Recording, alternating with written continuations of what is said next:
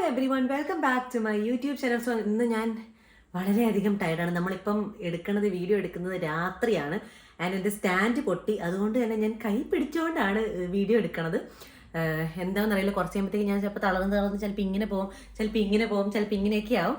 പക്ഷേ എന്തായാലും നമ്മൾ ഈ വീഡിയോ കംപ്ലീറ്റ് ചെയ്യുന്നതായിരിക്കും. അപ്പം നമ്മുടെ Q&Aൻ്റെ സെക്കൻഡ് പാർട്ടാണ്. കുറച്ച് ക്വസ്റ്റ്യൻസ് അല്ലേ, നമുക്ക് എല്ലാ ക്വസ്റ്റ്യൻസും സംസാരിച്ച് ഞാനിങ്ങനെ വാതോരാണ്ട് ഇങ്ങനെ എന്ന് പറഞ്ഞ് സംസാരിക്കുന്നതുകൊണ്ട് തന്നെ എല്ലാ കാര്യങ്ങളും നമുക്ക് ചിലപ്പോൾ പറയാൻ പറ്റത്തില്ല. കാരണം അങ്ങനെയാണെങ്കിൽ വീഡിയോ ഒരു മണിക്കൂറൊക്കെ കടന്നു അങ്ങോട്ട് പോകും. കാരണം എൻ്റെ കൂടെ സംസാരിച്ചുകൊണ്ടിരിക്കുന്ന ആൾക്കാർക്കറിയാം, ഞാൻ തുടങ്ങിക്കഴിഞ്ഞാൽ പിന്നെ ഞാൻ ജബാന്ന് പറഞ്ഞ് സംസാരിക്കും. അപ്പം എന്തായാലും ബാക്ക്ഗ്രൗണ്ട് ഒന്നും ശ്രദ്ധിക്കേണ്ട ഗൈസ്, ഒന്നുമേ ശ്രദ്ധിക്കേണ്ട. നിങ്ങൾ എൻ്റെ ഫേസ്, എൻ്റെ മൂക്ക്, എൻ്റെ കണ്ണ്, അത് മാത്രം ഓക്കെ എന്നെ കോൺസെൻട്രേറ്റ് ചെയ്താൽ മതി. അപ്പം നമുക്ക് ഫസ്റ്റ് ക്വസ്റ്റ്യൻ ആണേ.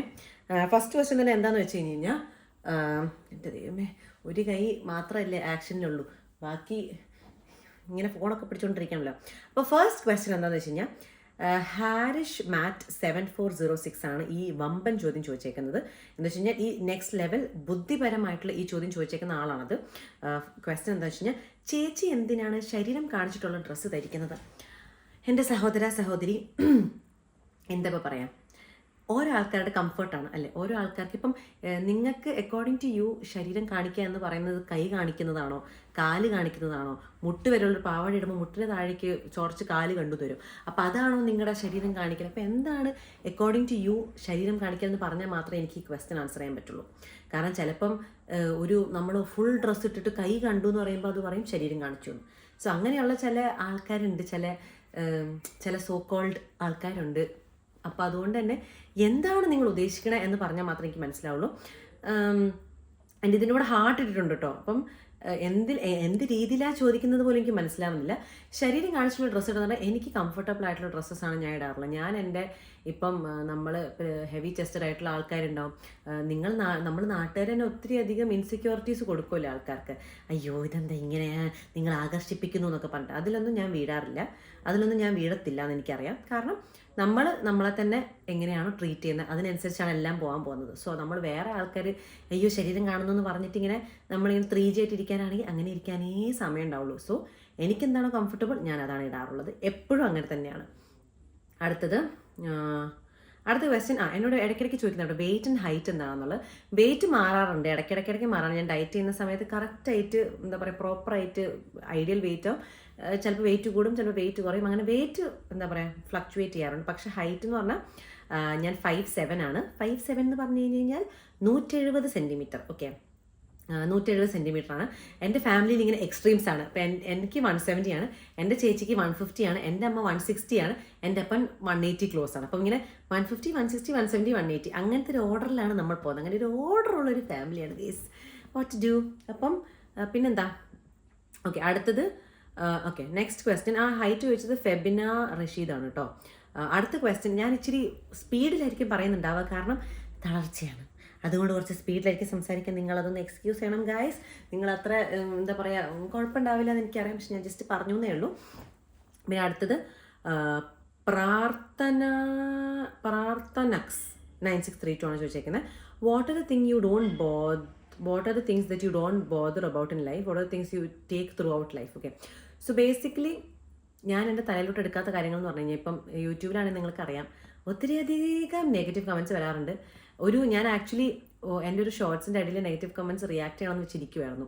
സോ ഞാനത് ചെയ്യണ സമയത്ത് നിങ്ങൾക്ക് കാണും എന്തൊക്കെ തരം കമൻറ്റ്സ് ആണ് വരുന്നതെന്നുള്ളത്. സോ അത് ആദ്യം ഇനിഷ്യലി എനിക്ക് ബോധേഡ് ആവുമായിരുന്നു ഇനിഷ്യലി കേട്ടോ. പക്ഷെ ഞാൻ എൻ്റെ മനസ്സിനെ തന്നെ പഠിപ്പിച്ചായിരുന്നു അപ്പോഴത്തേക്കും, ലൈക്ക് ഇതൊക്കെ വരുമ്പോൾ എന്താന്ന് വെച്ചാൽ പറയട്ടെ എന്നുള്ളത്. അതുകൊണ്ട് തന്നെ അത് എന്നെ ബോധർ ചെയ്യാറില്ല. നിങ്ങൾ എന്ത് പറഞ്ഞാലും വെച്ച് കഴിഞ്ഞാൽ നിങ്ങൾ എന്ത് പറഞ്ഞാലും എന്നെ അത് ബോധർ ചെയ്യിപ്പിക്കാറില്ല. എന്നെ ക്ലോസ് ഇല്ലാത്ത ആൾക്കാരായിരത്തോളം കാലം എന്നെ അത് ബോധർ ചെയ്യിപ്പിക്കത്തേ അല്ല. പിന്നെ what are things you take through out life എന്ന് പറഞ്ഞു കഴിഞ്ഞാൽ, ഞാൻ വളരെ ക്ലോസ് ആയിട്ടുള്ള ആൾക്കാർക്ക് ഭയങ്കര ഇമ്പോർട്ടൻസ് കൊടുക്കുന്ന ഒരാളാണ്. അപ്പം എൻ്റെ വളരെ ക്ലോസ് ആയിട്ടുള്ള ഫ്രണ്ടാണെങ്കിൽ ആ ഫ്രണ്ട് എന്നോട് ഒരു കാര്യം പറഞ്ഞു കഴിഞ്ഞാൽ അതെനിക്ക് വിഷമാവും. സോ അത് ഞാൻ എൻ്റെ ലൈഫിൽ ത്രൂ ഔട്ട് എടുക്കും. അങ്ങനെ ഒരു സംഭവമുണ്ട്. സോ അതാണ് 2 കാര്യങ്ങൾ. അടുത്തത് മിന്നു മനോഹരൻ. ഓക്കെ, ഈ ചോദ്യം എന്താ വെച്ച് കഴിഞ്ഞാൽ, ഈ അടുത്തായിട്ട് ചേച്ചി ഏറ്റവും കൂടുതൽ അമ്മയെ മിസ് ചെയ്ത സിറ്റുവേഷൻ. സോ ബേസിക്കലി അമ്മേനെ മാത്രമല്ല, ഞാൻ അമ്മ അപ്പ എന്നുള്ള രീതിയിൽ പറയാം.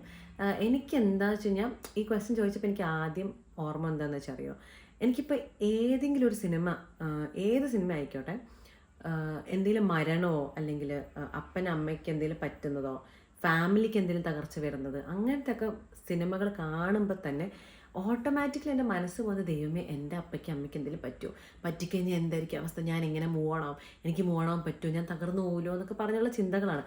അത് ഞാൻ ആലോചിച്ചിട്ട് എൻ്റെ കണ്ണിൽ നിന്ന് ഇങ്ങനെ വെറുതെ വെള്ളം വന്നുകൊണ്ടിരിക്കും. സോ ഇങ്ങനത്തെ ലൈക്ക് എപ്പോഴും എനിക്ക് ഇവരോട് ഭയങ്കരമായിട്ടും ദൈവമേ എന്ന് തോന്നുന്നത്, ഞാൻ ഇങ്ങനത്തെ സിനിമകൾ എന്തെങ്കിലും കാണുമ്പോൾ എനിക്ക് ഭയങ്കരമായിട്ട് ട്രിഗർ ആവും. ലൈക്ക് എനിക്കിങ്ങനെ തോന്നുന്നു, ഓക്കെ നമുക്ക് പ്രായമായി തുടങ്ങി. ചെറുപ്പകാലത്ത് നമ്മളിതൊന്നും ആലോചിക്കില്ലല്ലോ, കാരണം നമ്മൾ കുഞ്ഞാണെന്ന് നമുക്കറിയാം, പ്രായമൊന്നും ആയിട്ടില്ല, നമുക്കിതൊന്നും ആലോചിക്കാനുള്ളൊരു ബോധമില്ല. പക്ഷെ ഇപ്പോൾ എന്ന് വെച്ച് കഴിഞ്ഞാൽ നമ്മൾ വളർന്നുകൊണ്ടിരിക്കുകയാണ്, നമുക്ക് ആവുന്ന സെയിം പേസിൽ തന്നെ അവർക്കും പ്രായമാവാണ്. സോ ഇങ്ങനെ ആ ഒരു ടെൻഷൻ ഉണ്ടാവും. അപ്പോൾ അതെനിക്ക് ഭയങ്കരമായിട്ടും എഫക്റ്റ് ചെയ്യുന്നൊരു സംഭവമാണ്. അപ്പോൾ അത് അടുത്തത് അന്നാസ് ടോക്കീസ്. ബാംഗ്ലൂർ പോകുന്നതിന് മുമ്പും ശേഷമുള്ള മാറ്റങ്ങൾ എന്തെല്ലാം? Got U. അപ്പോൾ ബാംഗ്ലൂർ പോകുന്നതിന് മുമ്പ് എന്ന് പറഞ്ഞാൽ ഞാൻ +2 പഠിച്ചിരിക്കുന്ന സമയമല്ലേ. അപ്പം നിങ്ങൾക്ക് ആലോചിക്കാം, ജസ്റ്റ് ഒരു പൊട്ടിപ്പെണ്ണായിരുന്നു എന്ന് വെച്ച് കഴിഞ്ഞാൽ എങ്ങനെ. അപ്പോഴും ഞാൻ എന്നെ കണ്ടാൽ ഭയങ്കര ബോൾഡ് ആൻഡ് ബ്രേവ് ആയിട്ട് തോന്നും കേട്ടോ. പക്ഷേ ഞാൻ ഭയങ്കര ഇമോഷണൽ ആയിട്ടുള്ള ഒരാളാണ്.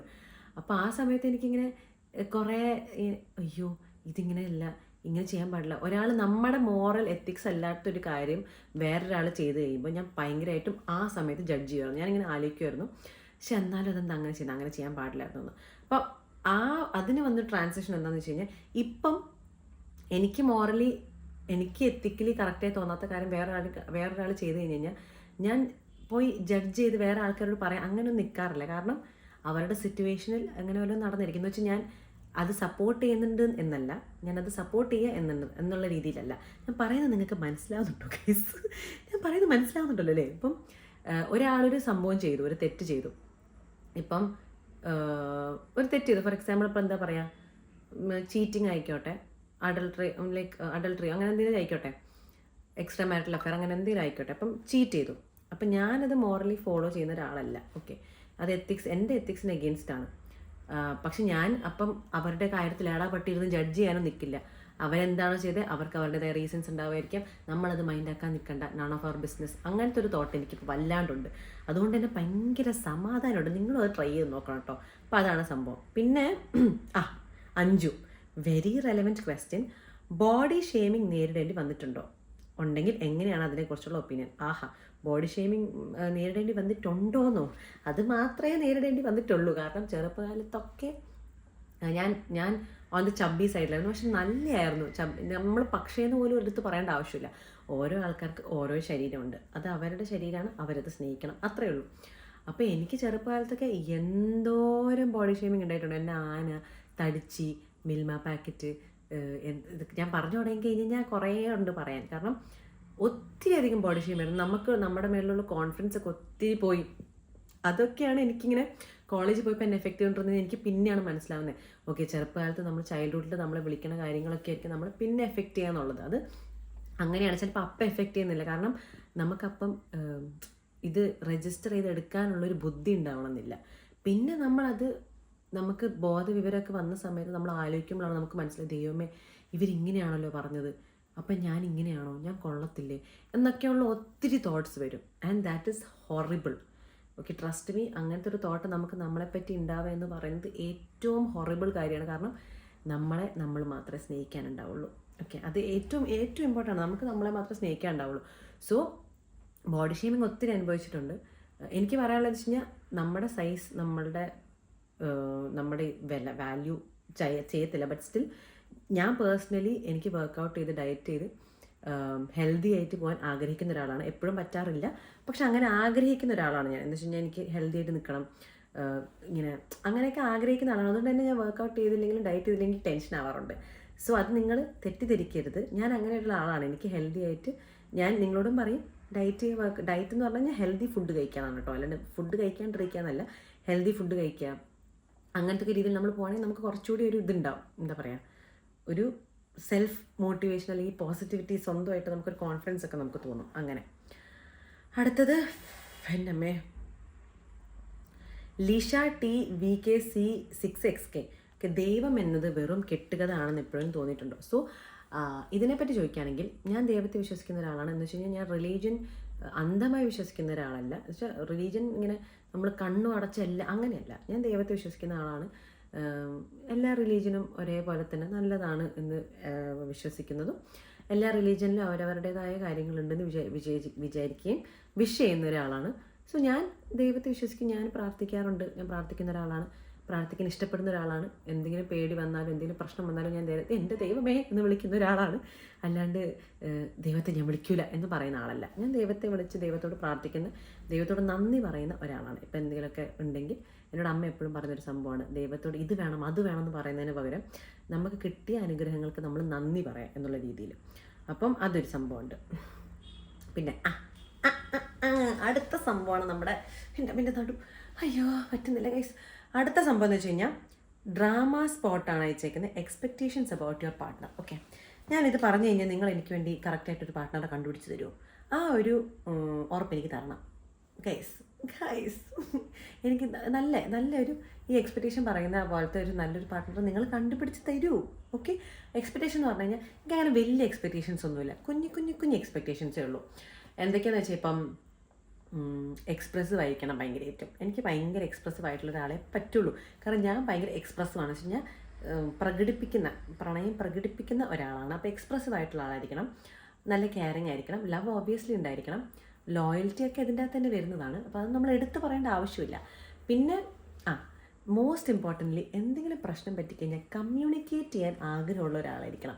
എന്ന് വെച്ച് കഴിഞ്ഞാൽ ചിലവരുണ്ട് എന്തെങ്കിലും പ്രശ്നം പറ്റിക്കഴിഞ്ഞാൽ കമ്മ്യൂണിക്കേറ്റ് ചെയ്യത്തില്ല, അവിടെ കട്ട് ചെയ്തിട്ട് നേരെ പിന്നെ കുറച്ച് 2 ദിവസം ഇണ്ടാണ്ടിരിക്കും, എന്നിട്ട് പിന്നെ ഫുൾ നോർമലായിട്ട് വന്ന് സംസാരിക്കും. അപ്പം അങ്ങനെയല്ല, എനിക്ക് നന്നായി കമ്മ്യൂണിക്കേറ്റ് ചെയ്യുന്ന എന്താ പറയുക, എന്തെങ്കിലും പ്രശ്നം ഉണ്ടായി കഴിഞ്ഞാൽ ആ പ്രശ്നത്തിന് സൊല്യൂഷൻ കണ്ടുപിടിക്കാം നമുക്ക്. അല്ലെങ്കിൽ എന്താ പറയുക, ഇപ്പോൾ സൊല്യൂഷൻ ഇല്ലാത്ത പ്രശ്നങ്ങളാണെങ്കിൽ ഇല്ല നമുക്ക് സോർട്ട് ഔട്ട് ചെയ്യാം എന്ന് പറയുന്ന സോർട്ട് ഔട്ട് ചെയ്യാം എന്ന് പറയുന്ന ഒരാളായിരിക്കണം എന്നുണ്ട്. അങ്ങനെ ഭംഗി എനിക്ക് ചേരുന്ന ഒരാളായാൽ മതി. ഷാരൂഖ് ഖാനോ അമീർ ഖാനൊന്നും ആവണ്ട, എനിക്ക് ചേരുന്ന എനിക്ക് ഫിസിക്കലിയും ഇമോഷണലിയൊക്കെ ചേരുന്ന ഒരാളായാൽ മതി. അങ്ങനെ വല്ലവരും ഉണ്ടെങ്കിൽ ഗൈസ്. അടുത്ത ക്വസ്റ്റ്യനാണ് വിനോദ് TP ആണ് ചോദിച്ചേക്കുന്നത്. ബോയ്സിൻ്റെ കൂടെ കറങ്ങുന്നതിന് പാരൻസ് ഒന്നും പറയാറില്ലേ? ഓക്കെ, ഇതാണ് ക്വസ്റ്റ്യൻ. ബോയ്സിൻ്റെ കൂടെ കറങ്ങുന്നതിന് പറയാനല്ലോ ചോദിച്ചു കഴിഞ്ഞാൽ അവരൊക്കെ എൻ്റെ ഫ്രണ്ട്സാണല്ലോ.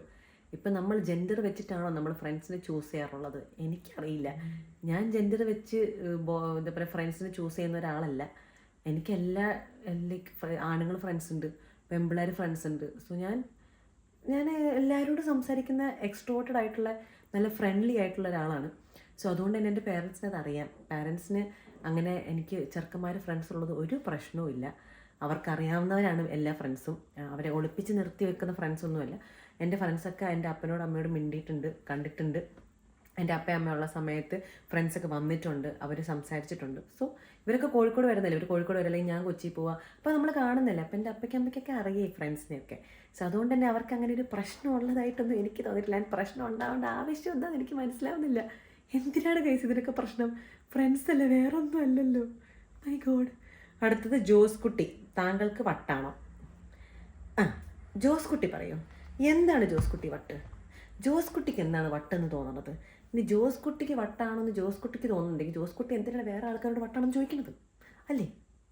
ഇതിനൊക്കെ എനിക്കിതേ പറയാനുള്ളൂ ഗൈസ്. എൻ്റെ കൈ കുഴയ്ക്കുന്നു. അപ്പോൾ നമ്മുടെ ക്വസ്റ്റ്യൻസ് തീർന്നു. ജോസ് കുട്ടിക്ക് സമാധാനമായി കാണുമായിരിക്കും വട്ടാണെന്ന് അറിഞ്ഞതിന് ശേഷം. എനിക്ക് അങ്ങനെ തോന്നുന്നുണ്ടെങ്കിൽ അങ്ങനെ അങ്ങ് വിചാരിച്ചോളൂ. വേറൊന്നും പറയാനില്ല. കാരണം നമുക്ക് താങ്കളുടെ ചിന്ത മാറ്റാനൊന്നും കഴിയില്ലല്ലോ. സോ അത്രയേ ഉള്ളൂ. നമ്മുടെ Q&A സെക്ഷൻ ഇതോടെ കഴിയാണ്. ഇന്നത്തെ ഒരു ക്വിക്ക് Q&A ആക്കി. എൻ്റെ കർത്താവേ, എന്തുവാണോ ഇത്? എവിടെ പരിപാടികൾ തിരിച്ചാൽ ഇതവസ്ഥ. നമ്മുടെ ഒരു ക്വിക്ക് Q&A ആയിരുന്നു. കാരണം നമ്മൾ ചടപടയുള്ളൊരു സംഭവമായിരുന്നു. അതുകൊണ്ട് തന്നെ ആൻസേഴ്സ് മനസ്സിലായില്ലെങ്കിൽ നിങ്ങൾ എന്നോട് പറഞ്ഞാൽ മതി കേട്ടോ. ഞാൻ നിങ്ങളോട് വന്ന് പറഞ്ഞു തരുന്നതായിരിക്കും. അപ്പം അത്രയേ ഉള്ളൂ guys. See you in the next video. Tata by.